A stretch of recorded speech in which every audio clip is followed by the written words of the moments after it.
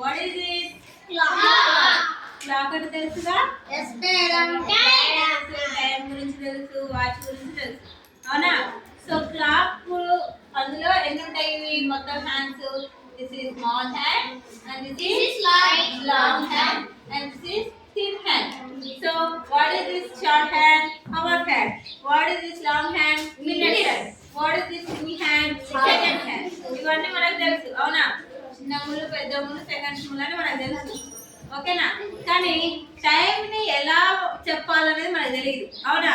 So ఎంత first గా 12 అయింది అనుకో, 12:00 o'clock, 1:00 1 o'clock, 2:00 2 o'clock. ఇంత చెప్తావా?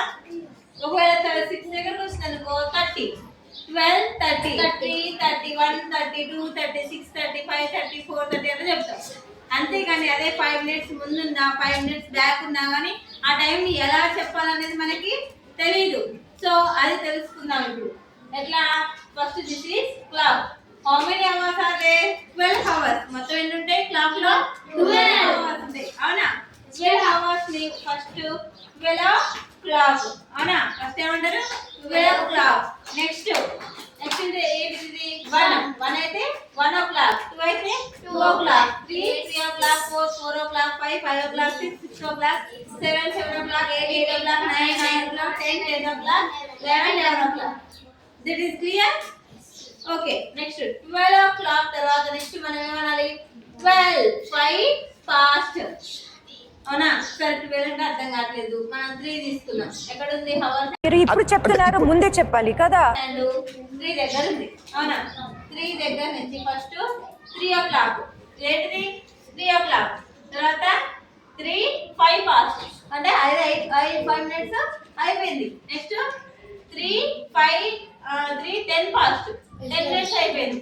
నెక్స్ట్ ఎక్కడ ఉంది? మళ్ళీ 3 దగ్గర ఉంది. 3 దగ్గర ఉందంటే 3 quarter past, quarter means 15 minutes అయిపోయింది. నెక్స్ట్ 3:20 past అంటే 3:20 అయింది.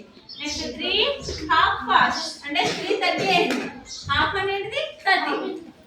నెక్స్ట్ 3:25 to 3:25 అంటే ఇంకా టైం కరెక్ట్ గా 4 కావడానికి ఎంత టైం ఉందంట?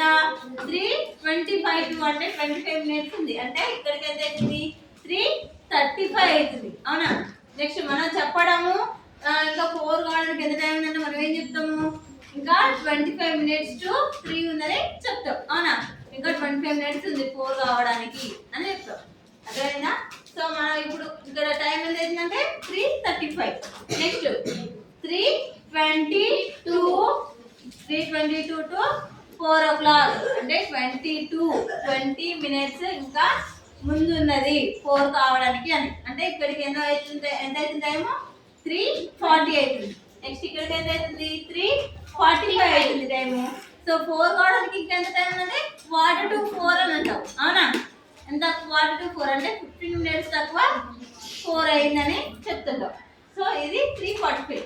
నెక్స్ట్ 3:10 అంటే ఇంకా 10 minutes to 4 అంటే ఇంకా ఎంత టైం ఉంది? 4 కావడానికి 10 minutes to అంటే ఇక్కడికి ఎంత అవుతుంది టైము?